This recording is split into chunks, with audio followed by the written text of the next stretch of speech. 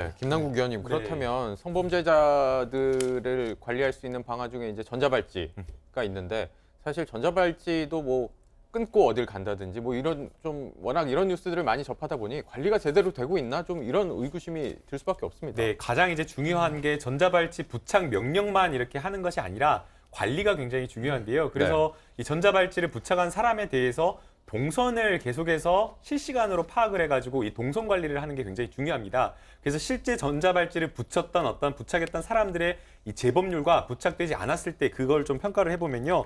이 평균 시행 전에는 2004년도에서 2008년도에 이 성범죄 범죄 전과 이 재범률 자체가 이 평균 14.1%였는데요.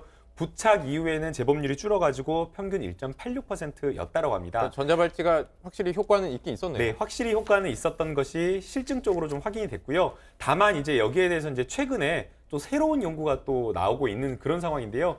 형사법학회나 연구소에서 이렇게 연구한 어떤 논문이나 이런 것들을 보게 되면 기간별로 그 효과가 좀 차이가 있다라고 합니다. 그래서 1년 차나 뭐 3년 차 이 정도까지는 아무래도 전자발찌 부착했다라는 것에 대해서 이 형을 살고 나온 그런 어떤 사람들이 인식을 굉장히 강하게 하는데, 그러나 5년을 넘어버린다라고 한다면 익숙해졌다라고 평가를 해야 될까요? 그러다 보니 이 전자발찌의 효과 자체가 떨어져서 재범률이 또 5년 이상부터 또 늘어난다고 합니다. 네, 또 범죄를 저지를 수 있는 걸 억제하는 것도 좀 당사자가 좀 기간이 오래되면 둔감해질 수 있다 이런 얘기인데, 이 강찬호 위원님, 이게 재범을 막기 위해서 도입된 것이 전자발찌인데 이게 법원에서 어떤 경우는 채워라, 어떤 경우는 채우지 말라, 좀 이렇게 그게 좀 기준이 굉장히 좀 모르겠습니다. 들쭉날쭉합니다. 그리고 이제 이 전자발찌를 채우는 기준이라는 게 좀 일관성이 좀 떨어진다는 얘기가 있어요. 좀 전에 뭐 나온 얘기지만은 현재 보니까 두 가지 기준을 씁니다. 한국 성범죄자 위험성 평가 도구라고 해가지고 0점부터 29점까지 이렇게 척도가 되는 하나의 그 평가가 있고요. 그다음 정신병이 있느냐 이렇게 했고, 정신병 질자 선별 도구라는 게 또 있습니다. 이것도 7점에서 24점이 중간인 이제 40점까지 0점부터 40점까지 나가는데, 이 두 가지를 갖고 보통을 합니다. 그런데 이제 이것들을 갖고서 다 분석을 하니까 비슷한 케이스인데 누구는 전자발찌 착용하고 누구는 안 하고 이런 게 많아요. 보면 7점에서 12점 정도는 재범 위험성이 중간 정도로 평가된다라는 것이고 13점 이상은 좀 재범 위험성이 높다 이런 건데 이 13점 딱 13점인 경우가 이렇게 오락가락한다는 거 아니에요? 그렇습니다. 그러니까 저 심신미약 상태에서 범행했다. 예를 들어 그 주거제 술을 마시다가 이제 지인에 따른 8세 어린이를 그 추행한 경우인데요.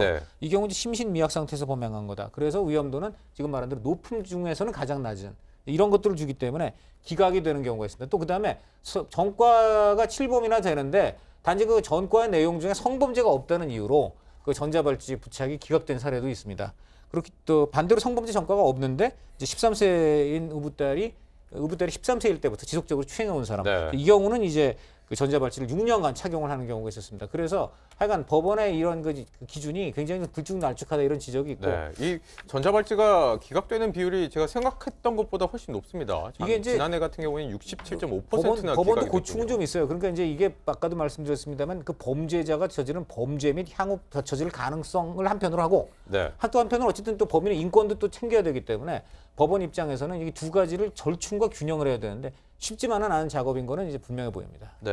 이 노동일 위원님은 모든 아동 성범죄자들에게 아예 전자발찌 의무적으로 좀 채우자 이런 의견을 주셨는데, 전자발찌가 이제 찬다고 해서 범죄 자체를 막을 수는 없는 거죠. 아까 좀 얘기하신 것처럼 일단 경각심을 줄 수 있습니다. 본인에게. 본인의 동선이 노출되니까. 그리고 또 한 가지는 초기에는 기본적으로 본인이 경각심을 가지고 다른 보호관찰자들도 보호관찰소에서도 상당히 유심히 관찰할 수가 있습니다. 그렇기 때문에 이것이 최선책은 아닐지라도 상당히 좀 재범을 막는 데는 차선책은 될 수 있다. 특히 비용 대비 상당히 효과가 있다. 이런 얘기고요. 우리나라에서는 이거 아까 좀 강찬호 의원 설명하신 것처럼 전자발찌 부착을 이제 인권 침해다 이래서 기각하는 얘기가 상당히 많은데 외국에서는 심지어는요.